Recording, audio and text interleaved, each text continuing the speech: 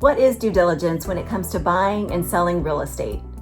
Due diligence is that extremely important time in a contract, typically the first 10 days or so in a residential contract, where a buyer has to investigate all aspects of a home. It is the time you want to think of that they should be doing their homework, so there are no surprises at the closing table or even worse, after. So the things that you want to focus on during due diligence there's several.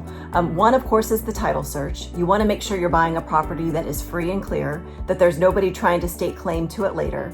That is done with the help of an attorney. Another thing you want to look into, of course, is the condition of the home. You'll want to hire an ASHI certified home inspector. They'll typically spend about 3 to 5 hours at the home and give a very detailed report on their findings. It will cover everything from the plumbing to the electricity to the condition of the basement and the attic.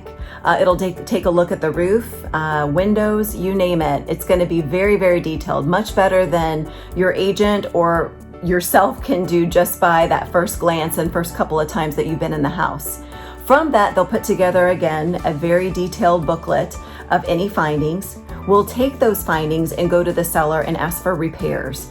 You want to limit those repairs to things that are defects or safety issues or anything else that is very, very important to you. If that seller will not agree, if you cannot come to some terms that make sense for all parties, then you are protected and you can terminate the contract. And thus your earnest money is protected and will be returned to you. Another thing to definitely look into during this time is, of course, all the contract stipulations and all the contract exhibits. For instance, one of the exhibits in a contract will be the seller's property disclosure. This is very important that you read thoroughly. You'll want to look at things like the ages of the systems.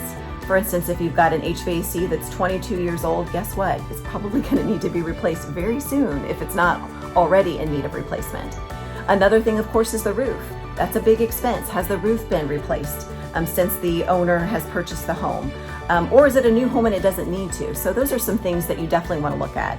The last thing on that part is to make sure to see if there's been any insurance claims. And then understanding all of the details around that. Common insurance claims would be a roof replacement, but some things that you want to understand the inner workings of and the ins and outs, or if there's water and what came of that. Was it taken care of properly? And those types of things. Lastly, if the home that you're purchasing is part of an HOA, or perhaps it's a condo and they've got certain covenants that you need to follow, you want to make sure to request those. Those are going to be pretty sizable. So take some time, look through it. The main reason for this is you don't want to end up purchasing a home later to only find out you can't paint it that beautiful color lilac that you wanted. No, in all seriousness, if you needed to put a fence and they didn't allow it, or they didn't allow the type of fence that you wanted, you need to know that. If you can't have a pool, you need to know that too.